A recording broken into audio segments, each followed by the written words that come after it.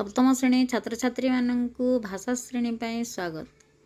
आज आमे तुम साहित्य सौरभ बहिर कविता विभागर कला माणिकरे कविताटी पढ़िबा।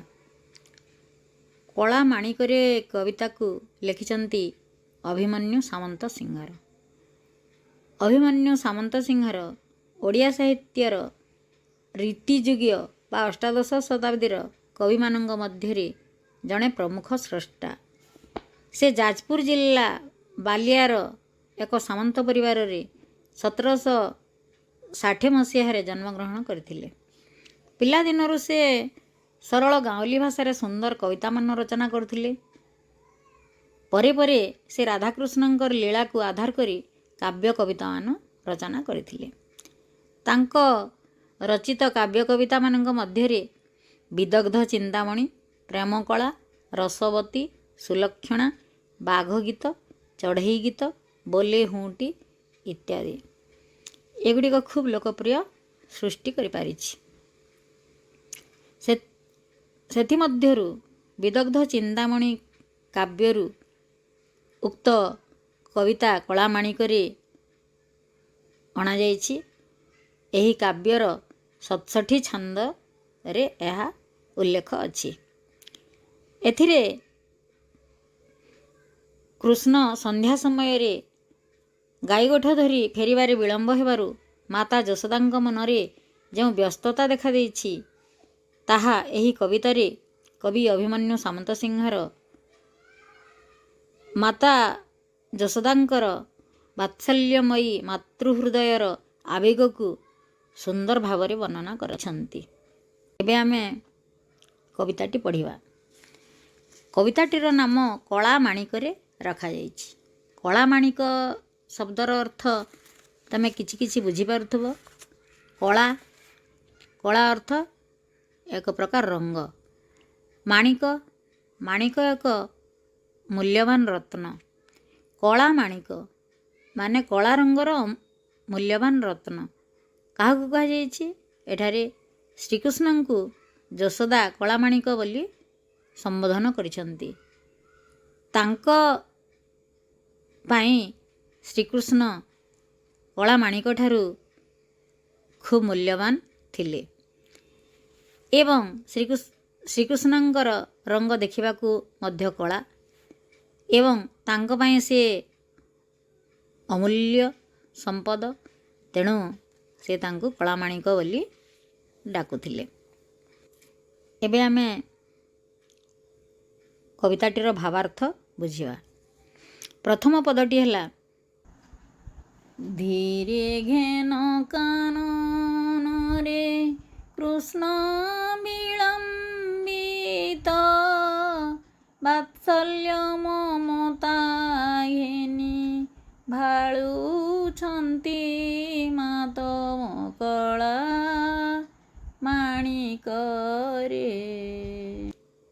धीरे ए शब्द गुड़िकर अर्थ तुम्हें टिपि रखियो। धीरे अर्थ है पंडित माने।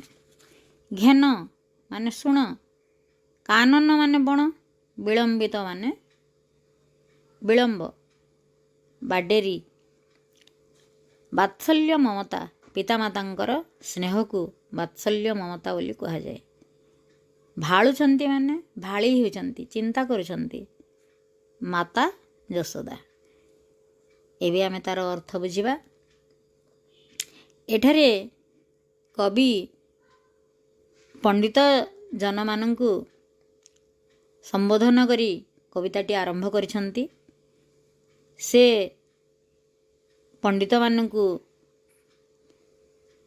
यशोदांकर वात्सल्य प्रेमर भाषा को निज भाषा रे लेखिबा पई चेष्टा करिछंती एवं सुनिबा पई अनुरोध करिछंती।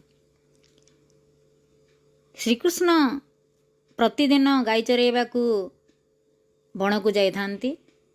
ठीक सही परी एक दिन रे से गाई चरेबा पई जाइथिले एवं फेरिबा पई विलंब करथिले।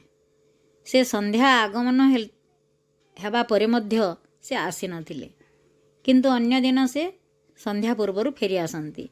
ତେଣୁ ମାତା ଯଶୋଦା ଅଧୀରା ହୋଇ ପୁତ୍ର ବିଷୟରେ ଅନେକ କଥା ଭାବି ଚିନ୍ତା କରିଛନ୍ତି। ତାଙ୍କୁ ସେ ବିଭିନ୍ନ ଭାଷାରେ ବିଭିନ୍ନ ନାମରେ ସମ୍ବୋଧନ କରିଛନ୍ତି। ଏବେ ଆମେ ଦ୍ୱିତୀୟ ପଦଟି ପଢ଼ିବା। ନିଧନ ସଂଖାଳି ମୋର ଦରିଦ୍ର ପସରା, ଅନ୍ଧ ଲଉଡ଼ିବା ବୁରେ ହୃଦ ରତ୍ନ ହାରା କଳା ମାଣିକରେ। ଏବେ ତୁମେ କଠିନ ଶବ୍ଦ ଗୁଡ଼ିକ ବାଛି ତାର ଅର୍ଥ ଟିପି ନିଅ। ନିଧନ ମାନେ ନିର୍ଧନ, ସଂଖାଳି ମାନେ ସହାୟକ, ଦରିଦ୍ର ପସରା ମାନେ ଧନହୀନର ଥାଳ, ଅନ୍ଧର ଲଉଡ଼ି ମାନେ ଅନ୍ଧ ବ୍ୟକ୍ତିର ବାଡ଼ି, ହୃଦ ମାନେ ହୃଦୟ, ରତ୍ନହାରା ମାନେ ରତ୍ନର ହାର। ଏଠାରେ କବି ଅଭିମନ୍ୟୁ ସାମନ୍ତ ସିଂହାର ଯଶୋଦା ମାତାଙ୍କ ଭାବାବେଗକୁ ହୃଦବୋଧ କରି ମାତାଙ୍କ ଭାଷାରେ ବାବୁରେ ବୋଲି ସମ୍ବୋଧନ କରି କହିଛନ୍ତି ଯେ ଧନହୀନ ବ୍ୟକ୍ତିର ସହାୟକ ଯେପରି ତାର ଥାଳ, ଅନ୍ଧ ପାଇଁ ଯେପରି ତାର ବାଡ଼ି, ହୃଦୟରେ ରତ୍ନହାର ଯେପରି ହୃଦୟ ପାଇଁ ଅମୂଲ୍ୟ, ଠିକ୍ ସେହିପରି ଯଶୋଦାଙ୍କ ପାଇଁ ଶ୍ରୀକୃଷ୍ଣ ମଧ୍ୟ ଅମୂଲ୍ୟ ଥିଲେ। ତେଣୁ ସେ ଶ୍ରୀକୃଷ୍ଣଙ୍କୁ ଦରିଦ୍ରର ପସରା, ଅନ୍ଧର ଲଉଡ଼ି, ହୃଦର ରତ୍ନହାର ବୋଲି ତୁଳନା କରିଛନ୍ତି। ମୋ ଜୀବ ଜୀବନ ତୁହି ନୟନ ପ୍ରତିମା, ତୋତେ କି ପାଶୋରି ହେବ ମୋର ସୁଖ ସୀମା କଳା ମାଣିକରେ। ଏହି ପଦରେ ଥିବା କଠିନ ଶବ୍ଦ ଗୁଡ଼ିକ ହେଲା ଜୀବ, ଜୀବ ଅର୍ଥ ପ୍ରାଣୀ, ଜୀବନ ଅର୍ଥ ପ୍ରାଣ, ନୟନ ପ୍ରତିମା ଅର୍ଥ ଆଖିର ପିତୁଳା ବା ଆଖିର ଛବି।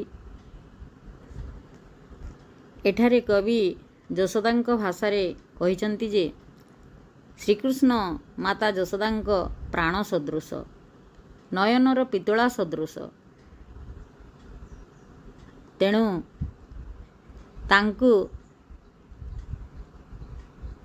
ସେ ନୟନ ପିତୁଳା, ଜୀବଜୀବନ ବୋଲି ସମ୍ବୋଧନ କରିଛନ୍ତି ଏବଂ କହିଛନ୍ତି ଯେ ଯେପରି ପ୍ରାଣ ବିନା ପ୍ରାଣୀ ବଞ୍ଚିବ ନାହିଁ, ପିତୁଳା ବିନା କିଛି ଦେଖାଯିବନି, ଠିକ୍ ସେହିପରି ଶ୍ରୀକୃଷ୍ଣଙ୍କ ବିନା ଯଶୋଦାଙ୍କର ସ୍ଥିତି ଅସମ୍ଭବ। ସେ କେବେ ହେଲେ ତାଙ୍କୁ ପାଶୋରି ପାରିବେ ନାହିଁ। ଏବେ ଆମେ ଚତୁର୍ଥ ପଦଟି ପଢ଼ିବା। ଡରୁଥାଉ ଅନ୍ଧାରକୁ ରଖି ଯାଉ ଗୋରୁ, ଜନକ ଜନନୀ ସୁଖ କାହିଁ ପାଇଁ ସାରୁ କଳା ମାଣିକରେ, କଳା ମାଣିକରେ। ଏହି ପଦରେ ଥିବା କଠିନ ଶବ୍ଦ ଗୁଡ଼ିକ ହେଲା ଜନକ ଜନନୀ, ଜନକ ଜନନୀ ମାନେ ପିତାମାତା। ଏବେ ଆମେ ପଦଟିର ଭାବାର୍ଥ ବୁଝିବା। ଏହି ପଦଟିରେ କବି ମାତା ଯଶୋଦାଙ୍କ ଭାବବିହ୍ୱଳିତ ସ୍ୱରରେ କହିଛନ୍ତି ଯେ ଶ୍ରୀକୃଷ୍ଣ ସବୁବେଳେ ଅନ୍ଧାରକୁ ଡରି ଯାଆନ୍ତି। ତେଣୁ ସେ ଗୁହାଳକୁ ସନ୍ଧ୍ୟା ହେଲେ କେବେ ଆଉ ଗୋରୁ ରଖିବାକୁ ଯାଆନ୍ତି ନାହିଁ, ବରଂ ବଣରୁ ଗାଈ ଗୋଠ ଧରି ଫେରି ଆସି ଯଶୋଦାଙ୍କ କୂଳରେ ମୁହଁ ଜାକି ରହିଥାନ୍ତି। ସେ କହୁଛନ୍ତି ଯେ ତୁ କାହିଁକି ବିଳମ୍ବ କରି ଜନକ ଜନନୀଙ୍କ ଅର୍ଥାତ୍ ପିତାମାତାଙ୍କ ସ୍ନେହରୁ ବଞ୍ଚିତ ହେଉ। ଆଜି ପାଇଁ ଏତିକି, ଧନ୍ୟବାଦ।